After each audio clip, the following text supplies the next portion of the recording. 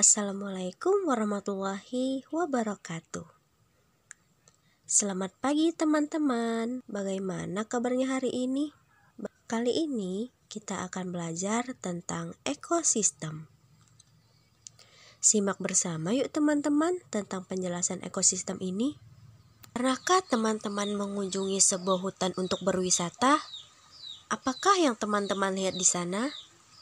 Mungkin teman-teman akan melihat pepohonan yang lebat, pohon yang tumbuh merambat, rumput, ataupun mungkin semak belukar.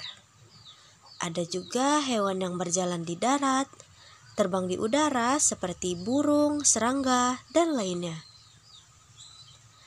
Bukan hanya itu saja, di hutan pasti juga ada tanah, udara, air, dan cahaya matahari. Semua itu adalah ekosistem hutan. Apa sih ekosistem itu?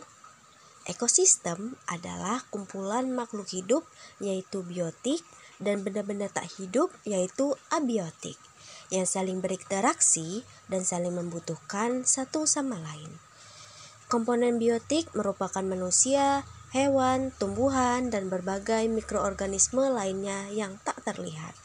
Sedangkan komponen abiotik adalah cahaya matahari, udara, air, bebatuan, dan tanah. Komponen biotik terdiri dari 3, yaitu individu, populasi, dan komunitas. Yang pertama itu ada individu. Individu adalah makhluk hidup tunggal, misalnya seekor ikan. Yang kedua ada populasi. Populasi adalah kumpulan individu yang sejenisnya, misalnya populasi ikan. Nah, yang ketiga ada komunitas. Komunitas adalah kumpulan populasi yang hidup di sebuah tempat. Misalnya, di dalam suatu kolam terdapat populasi ikan, populasi teratai, dan populasi ganggang. Dua jenis makhluk hidup dalam ekosistem dapat saling berinteraksi satu sama lain.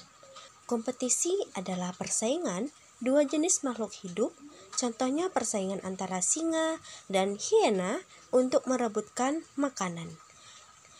Predasi adalah interaksi di mana satu sama lain makhluk hidup memakan makhluk hidup lainnya, contohnya singa yang memakan zebra.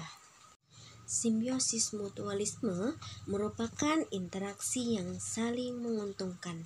Contohnya, interaksi bunga dan lebah. Bunga untung karena dibantu penyerbukan, sedangkan lebah untung karena mendapatkan madu dari bunga. Simbiosis parasitisme merupakan interaksi yang merugikan satu pihak, sedangkan pihak lainnya diuntungkan. Contohnya, interaksi benalu dan pohon mangga. Benalu untung karena mendapatkan makanan dari pohon, sebaliknya pohon mangga rugi karena makanannya diambil oleh benalu. Simbiosis komensalisme merupakan interaksi yang menguntungkan satu pihak, sedangkan pihak lainnya tidak diuntungkan dan tidak dirugikan. Contohnya anggrek dan pohon. Anggrek untung karena mendapatkan posisi baik dengan menopangkan tubuhnya di kulit pohon, sedangkan pohon tidak dirugikan ataupun diuntungkan. Interaksi makan dan dimakan makhluk hidup akan membentuk suatu rantai makanan. Nah, di sini kakak akan memberikan satu contoh rantai makanan ya. Rumput sebagai produsen karena dapat membuat makanannya sendiri melalui proses fotosintesis. Lalu, rumput dimakan oleh belalang. Belalang adalah konsumen 1 atau primer.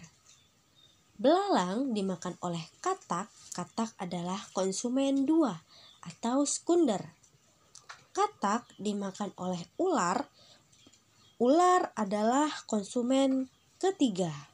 atau tersier. Dan ular dimakan oleh elang. Elang adalah konsumen puncak karena elang tidak dimakan lagi oleh hewan lain. Lalu, sisa tumbuhan dan hewan yang mati akan diuraikan oleh pengurai seperti bakteri, cacing, ataupun jamur. Wah, tadi teman-teman sudah menyimak materi kita tentang ekosistem. Terima kasih sudah belajar bersama Kak Nisa. Sampai bertemu kembali di video pembelajaran selanjutnya ya.